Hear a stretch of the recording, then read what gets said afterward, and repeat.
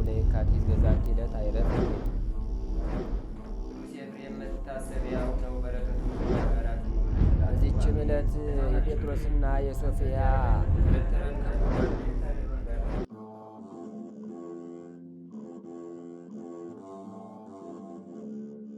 በስመ አብ ወወልድ ወመንፈስ ቅዱስ አሐዱ አምላክ አመ ሰላሳሁ ለሐምሌ በዛቲ ዕለት ኮነ ሰማዕተ ቅዱሳን ገሊላውያን መርቆሬዎስ ወኤፍሬም። አንድ አምላክ በሆነ በአብ በወልድ በመንፈስ ቅዱስ ስም ሐምሌ 30 በዚች ቀን ቅዱሳን የገሊላ ሰዎች መርቆሬዎስ እና ኤፍሬም በሰማዕትነት አረፉ። እሊህም ከአክሚም ከተማ የመጡ የሚዋደዱ በመንፈስ ቅዱስ ወንድማሞች በሥጋ በዘመዳሞች ነበሩ። መንፈሳዊ ስምነትንም ተስማምተው በላይኛው ግብጽ ካሉ ገዳማት በአንዱ ገዳም መነኮሱ። በጾም በጸሎትና በስግደት እየተጋደሉ በገዳም ውስጥ 20 ዓመት ያህል ኖሩ። ከዚህም በኋላ ጠላት ሰይጣን በአብያተ ክርስቲያናት ላይ ከአርዮሳውያን ችግርን ባመጣ ጊዜ አርዮሳውያኑ በአርዮሳዊ ንጉሥ ትእዛዝ መስዋዕትን ሊሰዉ ወደ ኦርቶዶክሳዊ ቤተ ክርስቲያን ውስጥ ገቡ። እሊህ ቅዱሳንም አምላካዊ ቅናትን ቀንተው ወደ ቤተ ክርስቲያን ገቡና አርዮሳውያን ያኖሩትን መስዋዕት በተኑት። እንዲህም አሏቸው፣ በስሉስ ቅዱስ ስም ያልተጠመቀ መስዋዕትን ያሳርግ ዘንድ አይገባም። ያን ጊዜም አርዮሳውያን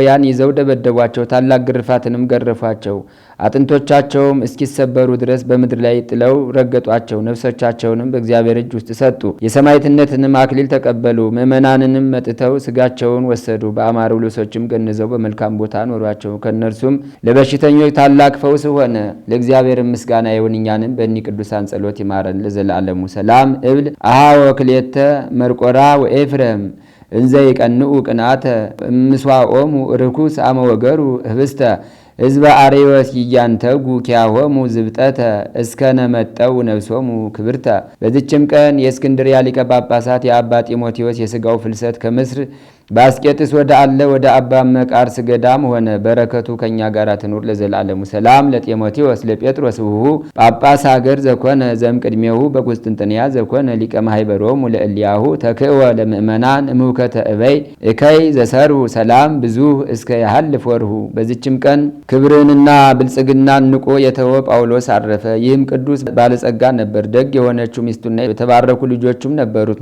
መነኮስ ሊሆን ወደደ። ሚስቱንና ልጆችንም ጠርቶ እነሆ ክብር ይግባውና ስለ ክርስቶስ ፍቅር እሸጣችሁ ዘንድ ወደድኩ አላቸው። እነርሱም አሳዳሪያችን ነህና የወደድከውን አድርግ አሉት። ከዚህም በኋላ ገንዘቡን ሁሉ ወስዶ ለድሆችና ለችግረኞች በተነ። ሚስቱንም ወደ ደናግል ገዳም ወሰዳት። እመምኔቷንም ጠራትና እንዲህ አላት፣ ለገዳምሽ አገልጋይ ትሆን ዘንድ ሚስቴን ልሸጥልሽ ወዳለሁ። እርሷም እሺ አለችው። የመሸጫዋንም ደብዳቤ ጻፈ። የሽያጯን ዋጋ ተቀብሎ ለድሆች ሰጠ። ልጆቹንም ወደ አበምኔቱ ወስዶ እንደናታቸው ሸጣቸው። ለአበምኔቱም አሳልፎ ሰጣቸው። ከዚህም በኋላ ወደ ሌላ ቦታ ሄደ። ራሱንም ለገዳሙ አለቃ ሸጠ። አለቃውንም ወደ ቤተ ክርስቲያን ብቻዬን ልገባ እሻለሁ አለው። በገባም ጊዜ በሩን በላዩ ዘጋ። እጆቹንም ዘርግቶ ቆመ። በታላቅ ድምፅም እንዲህ ብሎ ጮኸ፣ አቤቱ በፍጹም ልቡናዬ ወደ አንተ እንደመጣው አንተ ታውቃለህ። ወደ እርሱም እንዲህ የሚል ቃል መጣ፣ ሐሳብን ሁሉ አወቅ፣ በፍጹም ልቤም ተቀበልኩ። ከዚህም በኋላ መንኩሶ አስጨናቂ የሆኑ የገዳሙ ስራዎች ሁሉ እንደ ባሪያ እየሰራ ኖረ። ራሱንም ከሁሉ እጅግ አዋረደ። ነገር ግን ስለ መዋረዱ እግዚአብሔር ከፍ ከፍ አደረገው። ከእርሱም ብዙዎች ድንቆችና ታምራቶች ተገለጡ። ከዚህም በኋላ በሰላም አረፈ። ለእግዚአብሔር ምስጋና ይሁን፣ እኛንም በጸሎቱ ይማረን ለዘላለሙ። ሰላም ለጳውሎስ ዘሴጠ ብእሲቶ ወውሉዶ ወርእሶ ዳግመ ሰይጦ ለክርስቶስ ዘተጸምዶ ውስተ ቤተ ክርስቲያን በዊኦ ሶበጸራ በአፈድፍዶ ቃለ አኮቴት እምሰማይ ወሪዶ ዘይፈጽም ኮነ ኩሎ መፍቅዶ። በዚችም ቀን የእስራኤል ቤተ ክርስቲያን የከበረችበት ነው። ይኸውም ሱሪያል መልአክ ነው። አማላጅነቱና ረድኤቱ ከእኛ ጋር ይኑር ለዘላለሙ። ሰላም እብ ለቤትከ ቅዳሴሃ ድረ ፈጸሙ በቁስጥንጥንያ ህንጽያ ሱሪያል ገሃደ ተአምሪከ አሚሃ እንዘይተ ማይቶት ዘስልከ ለተቀቢኦ ሶቢያ አይነ እውር በቅጽበት በረሃ። በዚችም ቀን ቅዱስ ሐዋርያ እንድርያስ ታምራትን አደረገ። እንድርያስን በጽር አገር እያለ ክብር ይግባውና ጌታችን ኢየሱስ ክርስቶስ ተገልጦ እንዲህ አለው፣ ማትያስን ከእስር ቤት ታወጣው ዘንድ ሰውን ወደሚባሉ ሰዎች አገር ሂድ። የዚያች አገር ሰዎች ከ3 ቀን በኋላ ሊበሉት ያወጡታልና። እንድርያስም ጌታችን እንዲህ አለው፣ የቀረው 3 ቀን ከሆነ እንዴት እደርሳለሁ? ነገር ግን ፈጥኖ የሚያወጣውን ከመላእክት አንድ ላክ እንጂ። ጌታችንም ለእንድርያስ እንዲህ ብሎ መለሰለት፣ ስማ፣ ሀገሪቱን ወደዚህ ነይ ካልኋት በውስጧ ከሚኖሩት ሁሉ ጋር ትመጣለች። አንተና ደቀ መዛሙርቶች ግን ጠዋት በሆነ ጊዜ ተነስታችሁ ወደ ባህሩ ሂዱ፣ የተዘጋጀ መርከብንም ታገኛላችሁ፣ እርሱም ያደርስሃል። ይህንንም ብሎ ከእርሱ ዘንድ በክብር አረገ። በነጋ ጊዜም እንድርያስ ከደቀ መዛሙርቱ ጋር ተነስቶ ወደ ወደቡ ደረሰ። ጥሩ መርከብንም አየ። ጌታችንንም በሊቀ ሐመር አምሳል አየው። ጌታችን እንደሆነ ግን አላወቀም። ሊቀ ሐመር ሆይ ሰላም ላንተ ይሁን አለው። ጌታም እግዚአብሔር ሰላም ይደርብ አለው። እንድርያስም ደግሞ በዚህ መርከብ ወዴት ትሄዳለህ አለው። ጌታም ሰውን ወደሚባል ሰዎች አገር ይሄዳለሁ አለው። እንድርያስም ሊቀ ሐመሩን ወንድሜ ሆይ ካንተ ጋር ትጭነኝ ዘንድ ለምንሃለሁ አለው። ሊቀ ሐመሩም እሺ ብሎ ወደ መርከቡ አወጣው። በባሕሩም ላይም ሲጓዙ ጌታችን እንድርያስን እንዲህ ብሎ ጠየቀው፣ ጌታ ምን ኃይል አደረገ? እንድርያስም ጌታችን ካደረጋቸው ታምራቶች ሊነግረው ጀመረ። ጌታችንም እንደሆነ አላወቀም ነበር። ከዚህም በኋላ ሊቀ ሐመሩ እንደሚያንቀላፋ ሰው ሆነ። ያን ጊዜም እንድርያስ ከደቀ መዝሙሩ ጋር ተኛ። በዚያን ጊዜም ጌታችን እንድርያስንና ሁለቱን አርድእቱን ይሸከሟቸው ዘንድ መላእክትን አዘዛቸውና ወስደው በባሕሩ ዳርቻ ኖሯቸው። እንድርያስም ከእንቅልፉ በነቃ ጊዜ መርከብን አላገኘም። እጅግም አደነቁ። ለደቀ መዛሙርቱ እንዲህ አላቸው፣ ልጆች ሆይ በመርከቡ ከጌታችን ጋር ነበርን፣ ግን አላወቅንም። ከዚህም በኋላ እንድርያስ ተነስቶ ጸለየ። ክብር ይግባውና ጌታችንም በመልካም ጎልማሳ አምሳል ተገለጸለት፣ እንዲህም አለው፣ ወዳጄ እንድርያስ አትፍራ፣ እኔ ይህን አድርጌያለሁና አንተ በ3 ቀን አልደርስም ብለህ ነበር። ስለዚህ በፍጥረት ሁሉ ላይ ኃይል እንዳለኝ የሚሳነኝም እንደሌለ ታውቅ ዘንድ እንግዲህም ወደ ከተማው ገብተ ማትያስን ከእስር ቤት አውጣው፣ ከእርሱ ጋር ያሉትንም ሁሉ። ከዚህም በኋላ እንድርያስ ከደቀ መዛሙርቱ ጋር ተነስቶ ወደ ከተማ ገባ። ማትያስ ወዳለበትም እስር ቤት ሄደ። በደረሰም ጊዜ የወህኒ ቤቱ ደጅ ራሷ ተከፈተች። በገባ ጊዜም ማትያስን ተቀምጦ ሲዘምር አገኘው። እርስ በርሳቸውም ሰላምታ ተሰጣጡ። እንድርያስም ማትያስን ከ2 ቀን በኋላ አውጥተው እንደ እንስሳ አርደው ይበሉኛል ልክ አልክ። አንተ በጌታችን ዘንድ ያየናትን ያችን ምስጢር ረሳሃትን? በምንናገራት ጊዜ ሰማይና ምድር ይናወጣሉ አለው። ማትያስም ወንድሜ ሆይ እነሆ ይህን አወቅሁ። ነገር ግን በዚች ከተማ ውስጥ ስራዬን እንድፈጽም የጌታችን ፈቃድ እንደሆነ እኔ እናገራለሁ። እርሱ ራሱ እነሆ እኔ እንደ በጎች በተኩላዎች መካከል እልካቸዋለሁ ብሏልና። ወደዚህም እስር ቤት በጨመሩኝ ጊዜ ክብር ይግባውና ጌታችንን ጠራሁት። እርሱም 27 ቀን ሲፈጸም ወንድም እንድርያስን ወደ አንተ እልከዋለሁ። እርሱም ከእስር ቤት ያወጣሃል፣ ካንተ ጋር ያሉትን ሁሉ ያወጣቸዋል ብሎ ገለጠልኝ። እነሆም ደርሰሃል፣ የምትሰራውንም አስተውል አለው። እንድርያስም ወደ እስረኞች በተመለከተ ጊዜ እንደ እንስሳ ሳር ሲበሉ አይቶ አዘነ፣ አለቀሰም። ሰይጣንንም ከሰራዊቱ ጋር አሰረው። ከዚህም በኋላ እንድርያስና ማትያስ ተነስተው ወደ እግዚአብሔር ማለዱ። እጆቻቸውንም በእስረኞች ሁሉ ላይ ጫኑ። አይምሯቸውም ተመለሰ። ከከተማውም ውጭ ወጥተው በዚያ በአንድነት እንዲቀመጡ አዘዟቸው። እኒህ ሐዋርያትም የሚሆነውን ያዩ ዘንድ ወጥተው በሀገሩ ጎዳና ዳር ተቀመጡ። የከተማው ሰዎችም እንደ ልማዳቸው የሚበሉትን ከእስረኞች ውስጥ ሊያወጡ መጡ።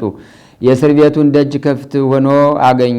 እስረኞችም አልነበሩም። ደንግጠውም በእኛ የደረሰብን ምንድን ነው? ወዮልን አሉ። ያን ጊዜም ሰይጣን ሰውን መስሎ ሐዋርያት ይህን እንዳደረጉ ነገራቸው። ያሉበትንም አመለከታቸው። የከተማው ሰዎችም በመቀዳደም ሮጡ። እንድርያስንና ማትያስንም ይዘው በከተማው ጥጋጥግ አስጎተቷቸው። በሌሊትም በእስር ቤት ያስሯቸው ነበር። 3 ቀናትም እንዲህ ያደረጉባቸው። ደማቸውን እንደ ውሃ ፈሰሰ። ከዚህም በኋላ ስለ ከተማዋ ሰዎች ድህነት ወደ እግዚአብሔር ጸለዩ። ጸሎታቸውንም በፈጸሙ ጊዜ በላዩ ምስል ወዳለበት የእብነ በረድ ምሰሶ ቀርበው በመስቀል ምልክት አማተቡበት። እንዲህም አሉት፣ አንተ ምሰሶ ፍራ፣ ከበታችህም እንደ ጥፋት ውሃ ያለ ብዙ ውሃን በዚች ከተማ ላይና በውስጧ በሚኖሩ ሁሉ ላይ አውጣ። ያን ጊዜም ከምሰሶው ስር ብዙ ውሃ መነጨ። የከተማው ሰዎችንም ያሰጥማቸው ዘንድ ገነፈለ። ሰዎችም በከተማው ወጥተው ሊሸሹ ወደው ወንዶችና ሴቶች ልጆቻቸውን ያዙ። ውሃውን በዝቶ ከበባቸው፣ ማምለጥም አልተቻላቸውም። ውሃውም እስከ አንገታቸው ደረሰ። ያን ጊዜም አለቀሱ፣ እንዲህም አሉ፣ ወዮልን! ይህ ሁሉ በእኛ ላይ የመጣው በእነዚህ በተመረጡ ሰዎች በእግዚአብሔር አገልጋዮች ምክንያት ነው።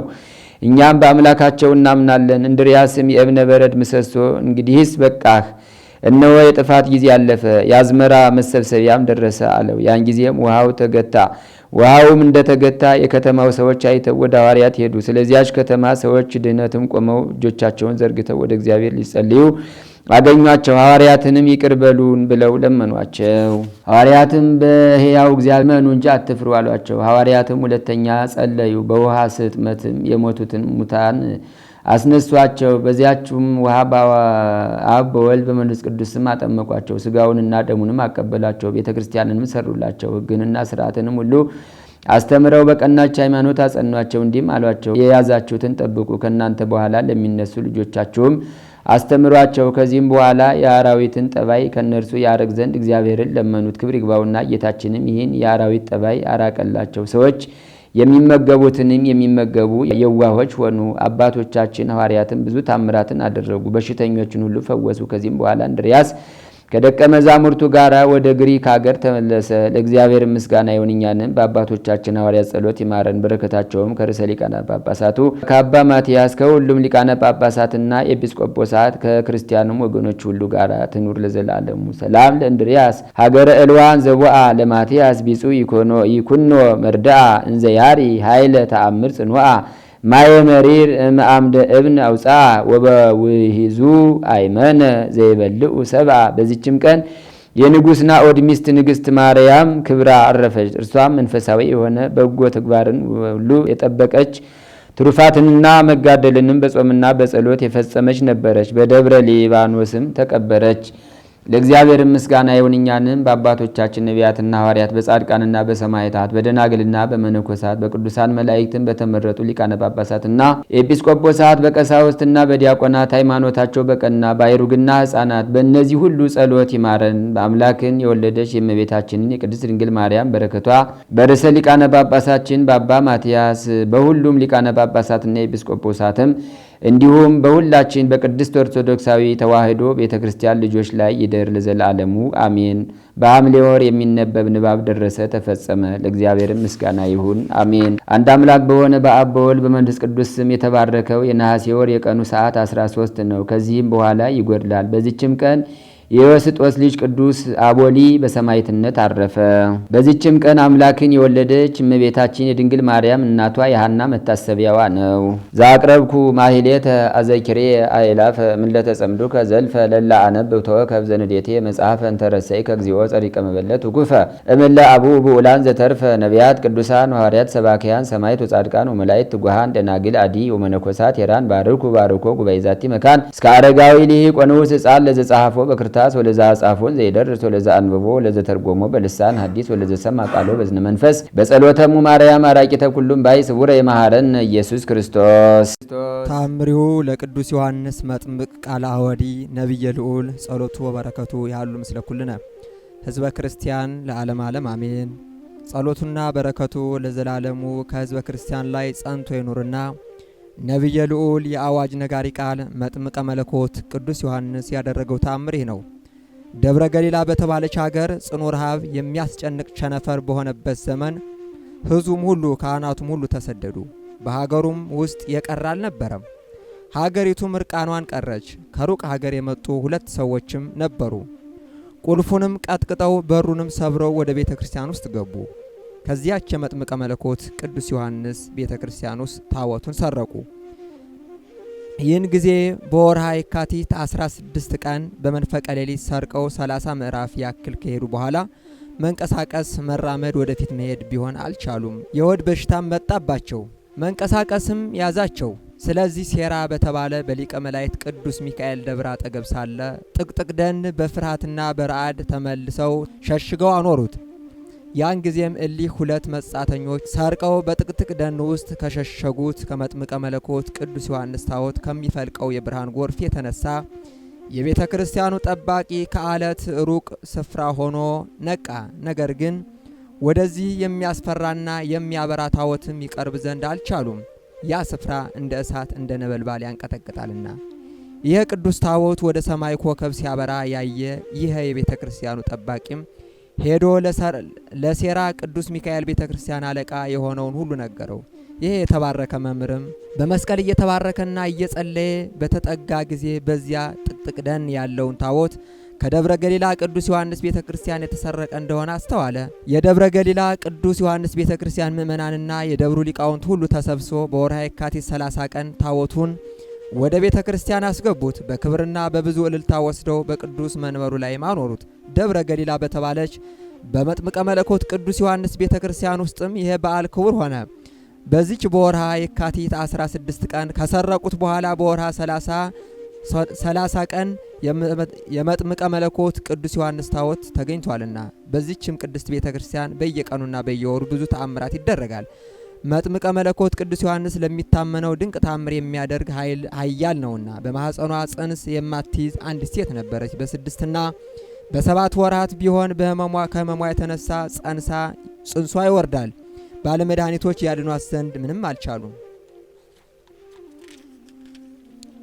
አንዱ ሰውየም ደብረ ገሊላ በተባለች በዚች ቅድስት ቤተ ክርስቲያን መጥምቀ መለኮት ቅዱስ ዮሐንስ የሚያደርገውን ተአምር ከነገራት በኋላ ይህች ሴት መጥታ ተሳለች። ሴት ልጅም ወልዳ ከልጇና ከቤተሰቦቿ ጋር መጣች። ይህንንም ድንቅ ተአምር መሰከረች። የመጥምቀ መለኮት የቅዱስ ዮሐንስ በረከቱና ረድኤቱ አማላጅነቱ በሕዝበ ክርስቲያን ላይ ጸንቶ ይኖር ለዘላለሙ አሜን።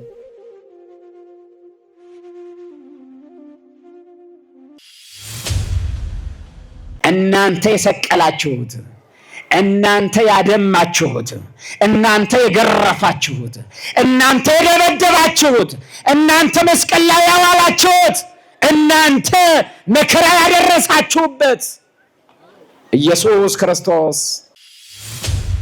ተኝተን እናድራለን። ዓለም ስለሚያወራው ነገር አብረን እናወራለን ጧት ተነስተን። እነሱ ግን በጸሎት ተግተው ነው የሚለው። በጸሎት ተግተው እንድንተጋ እግዚአብሔር በቸርነቱ ይርዳን።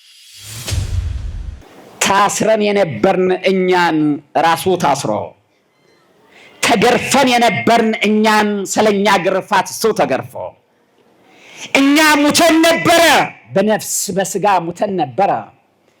እርሱ የኛን ሞት ሙቶ የኛን ግርፋት ተገርፎ የኛን መከራ ተቀብሎ ይህ በእናንተ ዘንድ የታወቀ ይሁን። የሐዋርያት ሥራ ምዕራፍ 2 ላይ የምታገኙት የሰማችሁት ያነበባችሁት ኃይለ ቃል ነው። ይህ በእናንተ ዘንድ የታወቀ ይሁን ይላል ታላቁ ሐዋርያ ቅዱስ ጴጥሮስ።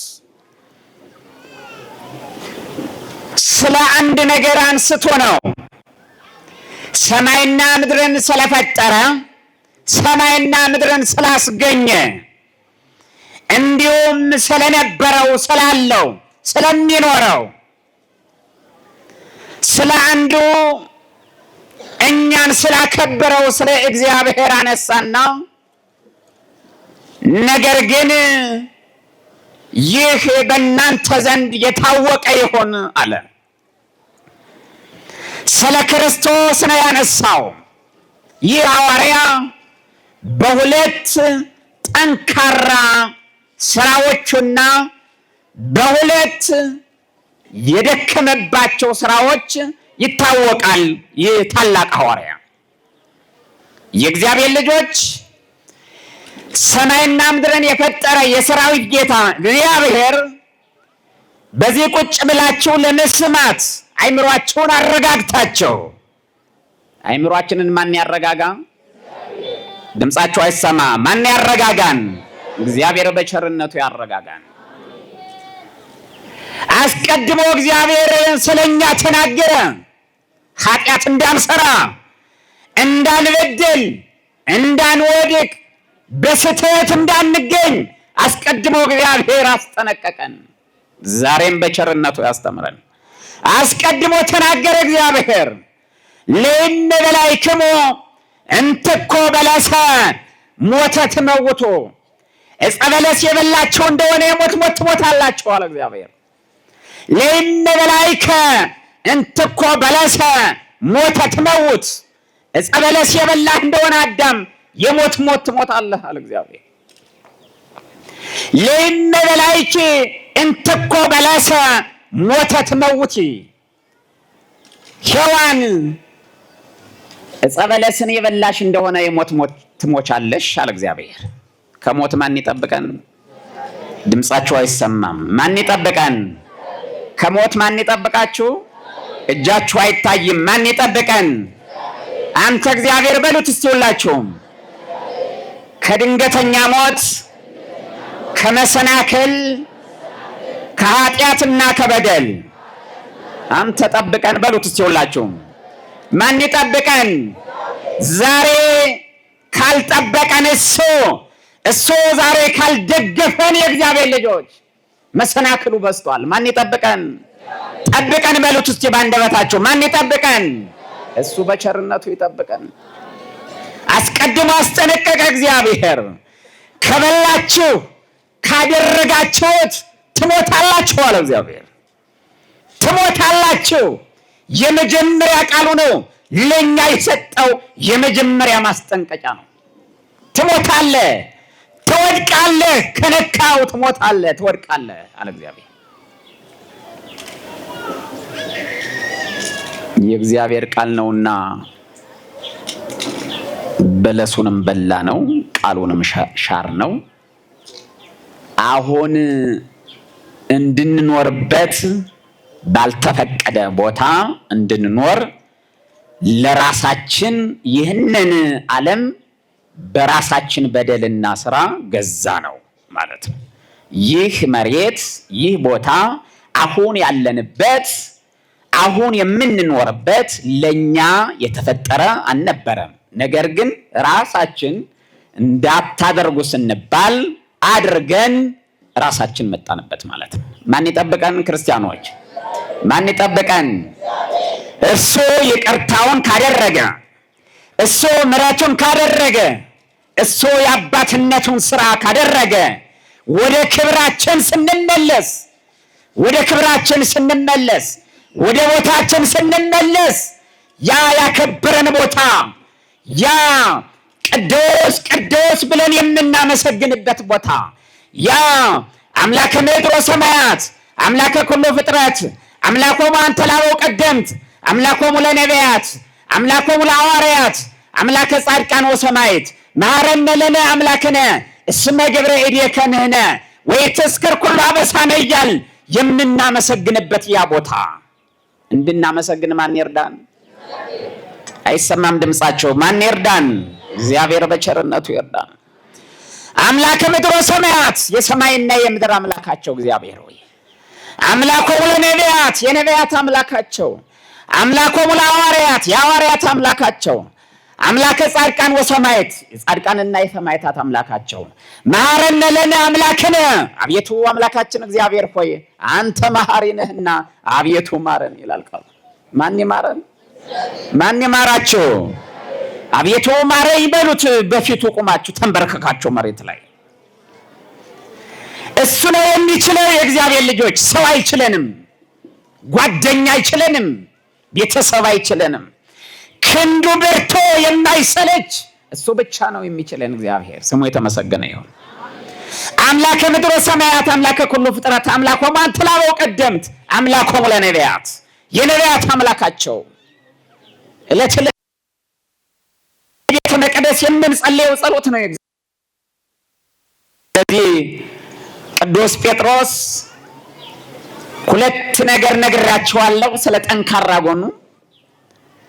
የጰራቅሊጦስ ዕለት የተናገረው ጠንካራ ጎኑ፣ ቀጥሎ ደግሞ በማቴዎስ ወንጌል ምዕራፍ 16 ከቁጥር 13 ጀምራቸው የተጠየቀው ጥያቄና የመለሰው መልስ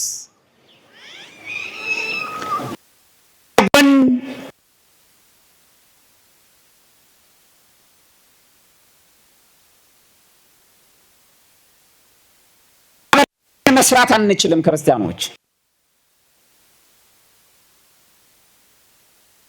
ቆመን ነው በቆመ የምንችለው እግዚአብሔር ሲደግፈን ነው። በቸርነቱ ፊት በቤተ መቅደሱ ቆመን ስለ ቸርነቱ ስለ አባትነቱ መናገር የምንችለው ካልሆነ አንችልም። ክርስቲያኖች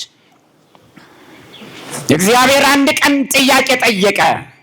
ዛሬ ቢጠይቅ ስንት ሰው ያገኝ ይሆን? እዚህ መካከል መጡ መካከላችን ቆሞ ጥያቄ እግዚአብሔር ቢጠይቅ ስንት ሰው ያገኝ ይሆን? ዛሬ የሰውን ልጅ ሰው ማን ይሉታል ብሎ ጠየቀ። ይላሉ። ጴጥሮስ አለ። ማን ነው የሚሉኝ? እኔን ማን ይላሉ ብሎ ጠየቀ። ለምን መጣችሁ ወደ ቤተ መቅደሱ? ምን ፍለጋ፣ ምን ጥያቄ ብትባሉ ምን ትሉ ይሆን እናንተ? የጎደለ ጓዳችሁ ውስጥ የጎደለ ቤት ውስጥ ብዙ ነገር አለ። የኪሳችን ጉዳይ፣ የኖሮ ጉዳይ፣ እሱ የጠየቀው ጥያቄ አለ። ምንድን ነው? ማን ነው የሚሉኝ አለ። ማን ነው የሚሉኝ? ቦለ ይብሉከ ዮሐንስ ዮሐንስ የሚሉ ሰዎች አሉ አሉት። ቦለ ይብሉከ ኤልያስ የሚሉ ሰዎች አሉ። ወመንፈቆሙ ይብሉከ ኤርምያስ፣ ሌሎች ኤርምያስ ነህ ይሉሃል። ወይና እኮ አሐዱ እምነቢያት ቀደምት፣ አንዳንዶቹ ደግሞ ከነቢያት ወገን አንዱ ነው ይላሉ ብለው መለሱ። ኢየሱስ ክርስቶስ ጥያቄያቸውን ሰማቸውና ስለ ሰዎች ንግግር፣ ስለ ሰዎች አባባል፣ ሰፈር ስለሚወራው፣ ጓዳ ስለሚነገረው፣ በሰው ንግግር ስለሚባለው ሰማቸው እግዚአብሔር። እናንተስ ማን ትሉኛላችሁ አላቸው። እናንተስ ወደ ቤተ መቅደሱ ለምን መጣችሁ ብትባሉ፣ ዛሬ ለምን ተንበረከካችሁ በቤተ መቅደሱ ፊት ለፊት ብትባሉ ምንድን ነው መልሳችሁ? የእናንተ ስለታመምኩ ነው?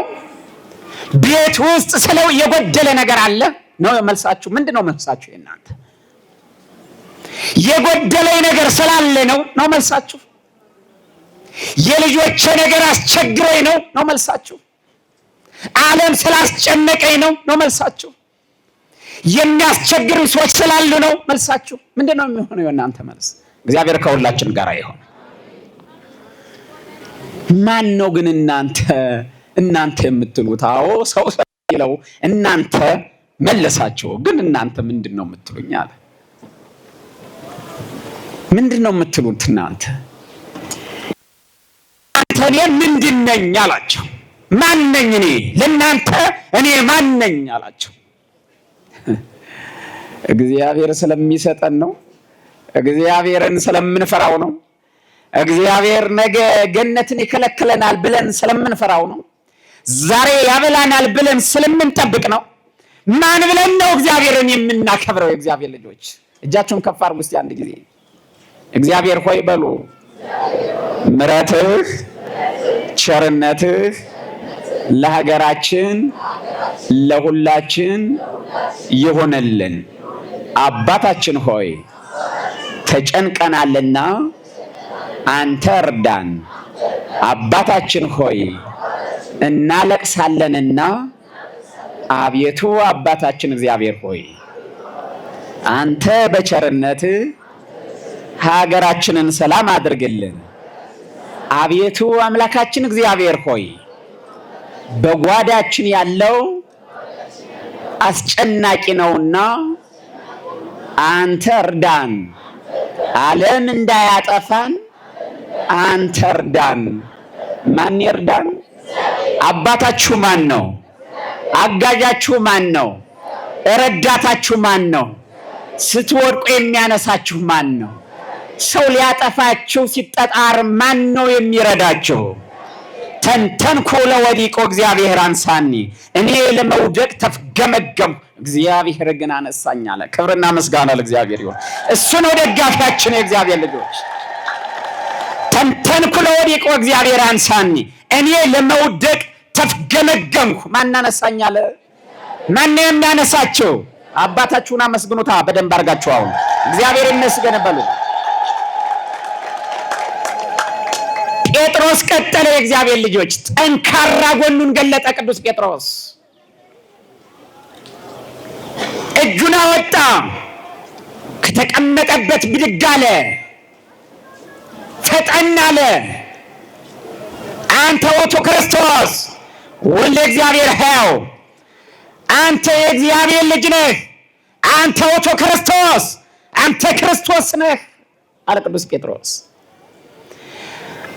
አንተ ክርስቶስ ነህ፣ የእግዚአብሔር ልጅ ነህ አለ ቅዱስ ጴጥሮስ።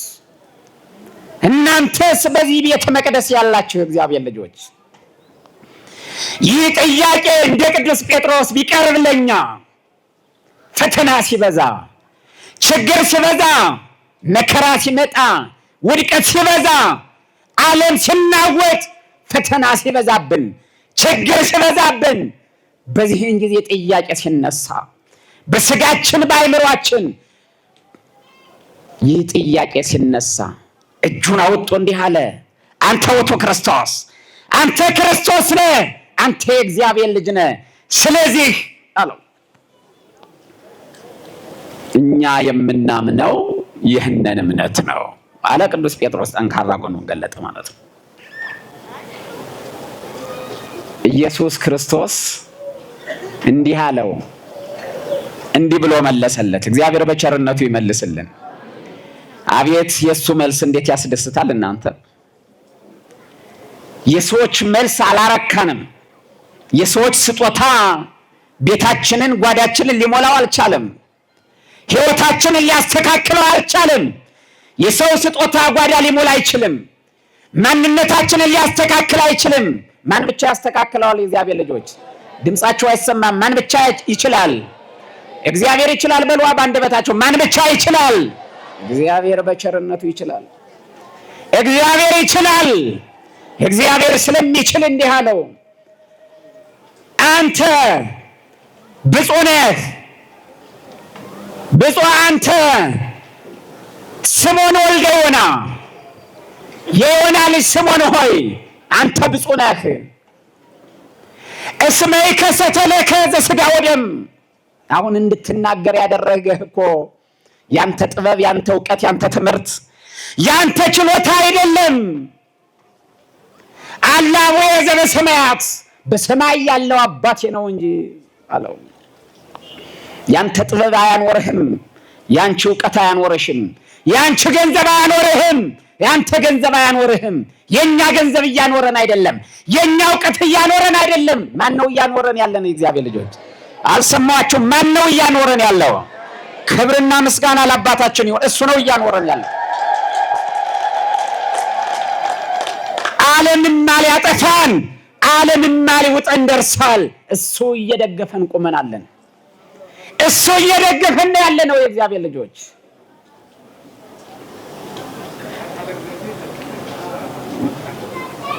አቡየ ዘበሰማያት የገለጠልህ፣ እንድትናገር ያደረገህ፣ የረዳህ፣ ያገዘህ፣ ያቆመህ፣ ያጸናህ፣ የገለጠልህ አባቴ ነው አለው።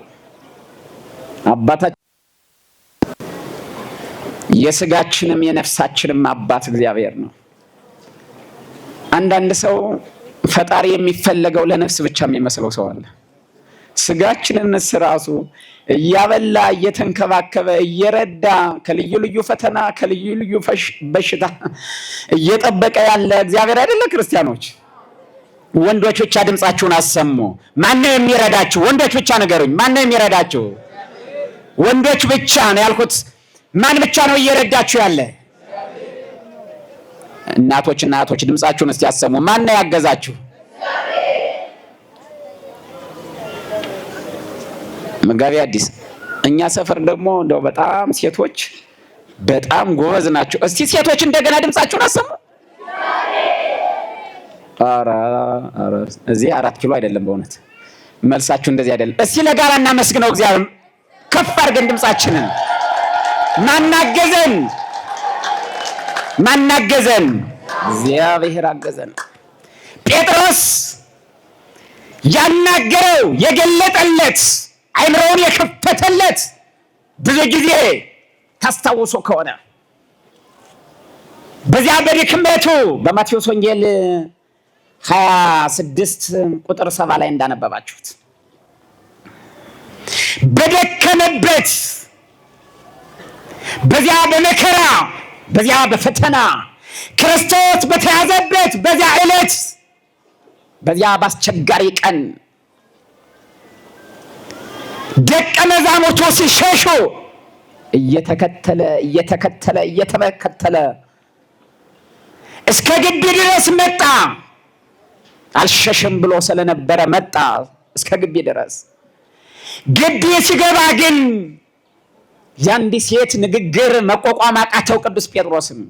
አንተ ከዚያ ገሊላዊ ሰው ጋር ነበርክ ስትለው ቅዱስ ጴጥሮስ የመለሰው መልስ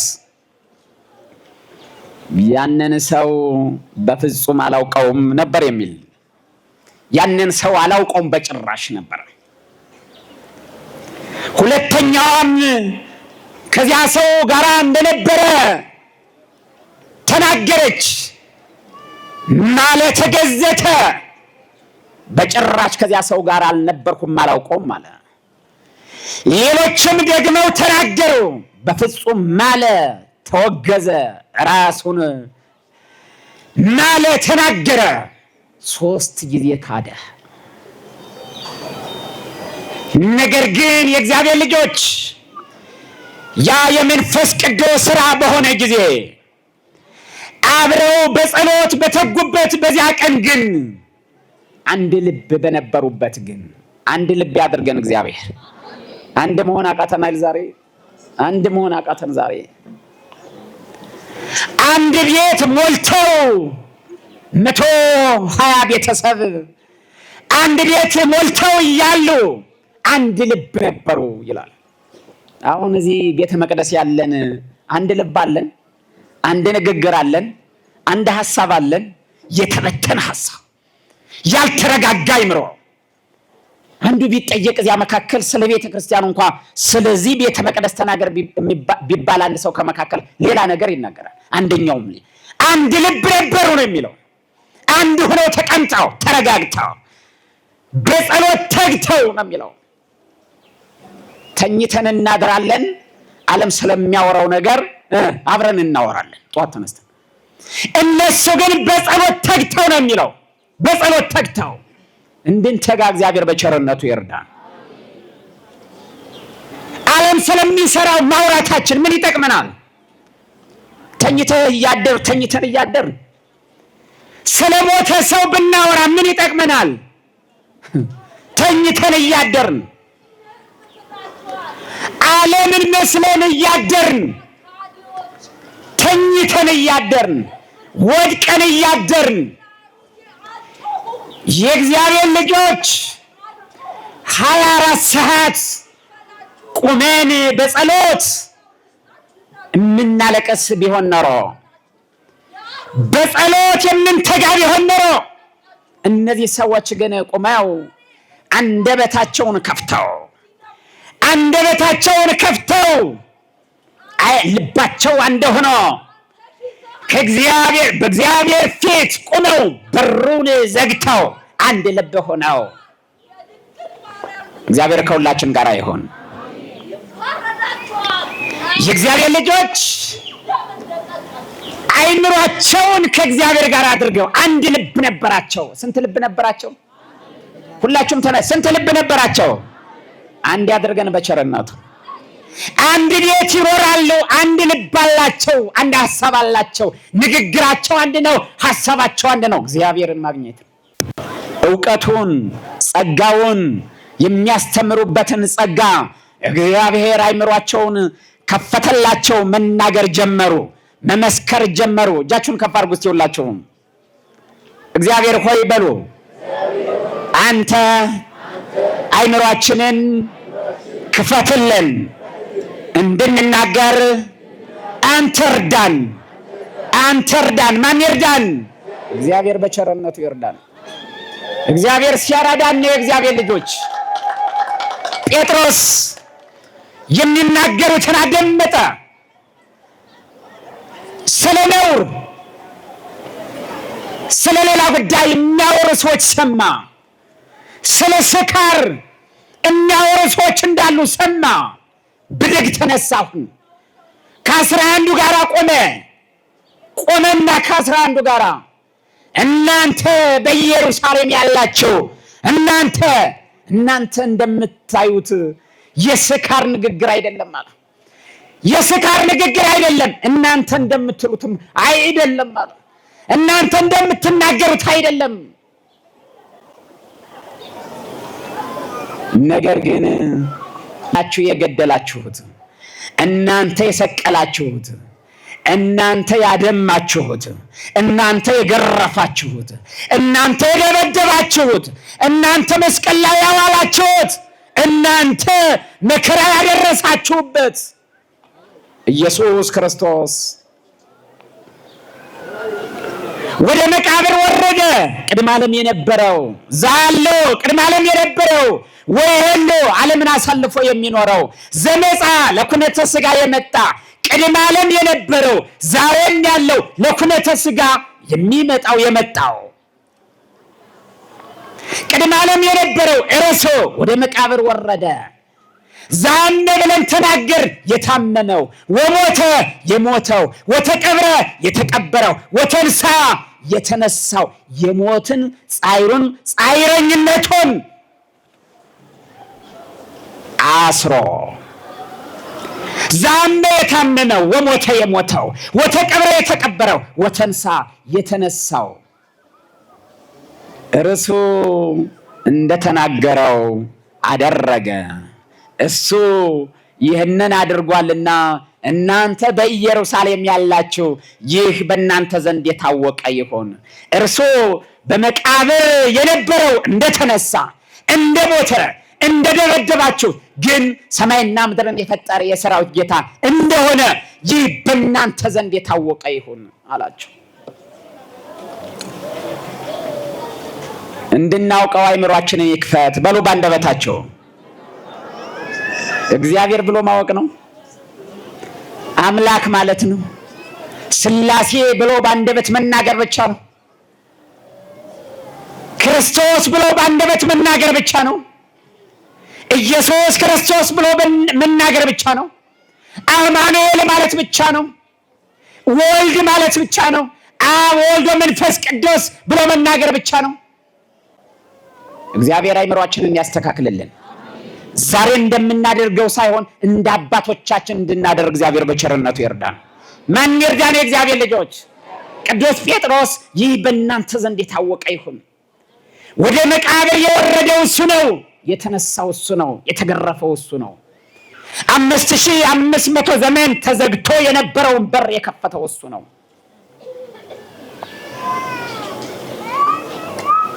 የሰው ልጅ መጀመሪያ ላይ እንዳነሳ ነው 5500 ዘመን ታስሮ ምን ብሎ አልኳችሁ? አልሰማችሁ? ምን ብሎ? አዳም ከነ ልጆቹ ታስሮ እግዚአብሔር ሆይ ፍታን በሉ እስቲ ባንደበታችሁ። ማን ይፍታን? ዛሬም ከታሰርንበት ማን ይፍታን? ከበሽታ ማን ይፍታን? ከሰይጣን ማን ይፍታን? ከመለያየት ማን ይፍታን? ከዘረኝነት ማን ይፍታን? ከጥላቻ ማን ይፍታን? ኧረ እሱ ይችልበታል። ይፍታን አባታችን እግዚአብሔር ይፍታን። እሱ ይችልበታል። እሱ ስለሚችል እኮ ነው። እናንተ 5500 ዘመን የሰው ልጅ ታስሮ ነበር። ታስረን ተተብትበን ማንም ሊያገዘን አልቻለም። ቦታችንም ሀገራችንም በሩ ተዘግቶ የገነት በር ተዘግቶ የገነት በር ተዘግቶብን ራሳችንን መግዛት አቅቶን ሰው ራሱን መግዛት አቅቶት ፈጣሪውን ማምለክ አቅቶት መንበርከክ አቅቶት የፈጣሪውን ስም ማንሳት አቅቶት 5500 ዘመን አለፈ። ያ በር የተዘጋ በር 5500 ዘመን እንደተዘጋ ቆየ። ጊዜው ሲደርስ ግን አባታችን ታስረን የነበርን እኛን ራሱ ታስሮ ተገርፈን የነበርን እኛን ስለኛ ግርፋት እሱ ተገርፎ እኛ ሙተን ነበረ፣ በነፍስ በስጋ ሙተን ነበረ። እርሱ የኛን ሞት ሙቶ የኛን ግርፋት ተገርፎ የኛን መከራ ተቀብሎ አቤቱ አምላካችን እግዚአብሔር ሆይ፣ አቤቱ እግዚአብሔር ሆይ፣ ሰማይና ምድርን የፈጠርክ ዘፈጠርከ ሰማየ ወምድረ ሰማይና ምድርን የፈጠርክ ብለው ነቢያት እጃቸውን እንደዘረጉ አልቀሩም። ጊዜው ሲደርስ እኛን ሊያነሳን እንደገና ተመለከተን። እንደገና አየን በሉ እስቲ ሁላችሁም። ማናየን? ሰው እኮ አይደለም የተመለከተን እናንተ። ዳግመ ወለደነ በስጋሁ እንደገና በስጋው ወለደን ይላል። ዳግመ ወለደነ በስጋው ወለደን እንደገና። መጀመሪያ በመፍጠር ወልዶን አስገኝቶን ነበረ። ሰው በአራቱ ማዕዘን ሲመለከት ሰው ሁሉ ወድቋል፣ ታስሯል፣ በሽተኛ ነው። ንጽር ዓለም ሰማይ ምስራቀ ወምዕራበ ሰሜነ ወደቡበ ወውስተ ኩሉ አጽናፍ እግዚአብሔር በአራቱ ማዕዘን ተመለከተ። በአራቱ ማዕዘን ሲመለከት ሰው ታስሯል። እግዚአብሔር ይፍታን። አምላካችን ኢየሱስ ክርስቶስ የሰማነውን በዝን ልቡናችን ይጻፍብን፣ ከቅዱሳን ረድኤት በረከት ያሳትፈን፣ ሰላም ቀን ያውለን፣ በዓሉን የበረከት በዓል ያድርግልን። አምላካችን ቅድስት ተዋሕዶ ሃይማኖታችን አስፋልን፣ ምእመናንን በሃይማኖት አበርታልን። የሰላም አምላክ ሰላምን ስጠን። ቀኑን ባርከ ቀድሰ በሰላም አውለን። አቡነ ዘበሰማያት ይትቀደስ ስምከ ትምጻእ መንግሥትከ ወይኩን ፈቃድከ በከመ በሰማይ ከማሁ በምድር ሲሳየነ ዘለለ ዕለትነ ሀበነ ዮም ወኅድግ ለነ አበሳነ ወጌጋየነ ከመ ንሕነኒ ንኅድግ ለዘአበሰ ለነ ኢታብአነ እግዚኦ ውስተ መንሱት አላ አድኅነነ ወባልሐነ እምኩሉ እኩይ እስመ ዚአከ ይእቲ መንግሥት ኃይል ወስብሐት ለዓለመ ዓለም። በሰላመ ቅዱስ ገብርኤል መልአክ ኦ እግዝእትየ ማርያም ሰላም ለኪ ድንግል በሕሊናኪ ወድንግል በሥጋኪ እመ እግዚአብሔር ጸባኦት ሰላም ለኪ ቡሩክት አንቲ እምአንስት ወቡሩክ ፍሬ ከርስኪ ተፈሥሒ ፍሥሕት ኦ ምልዕተ ጸጋ እግዚአብሔር ምስሌኪ ሰአሊ ወጸልይ ምህረታ በፍቅር ወልኪ ኢየሱስ ክርስቶስ ከመ ይስራይ ለነ ኃጣውኢነ ተማኅፀነ ብኪ ኦ ተወካፌ ንስሐ ወሰራይ ኃጢአት ኢየሱስ ክርስቶስ ስረይ ኃጢአትየ ወኃጢአተ ኩሉ ሕዝብ ከማይሰራ ኃጢአት እግዚአብሔር ይፍታ።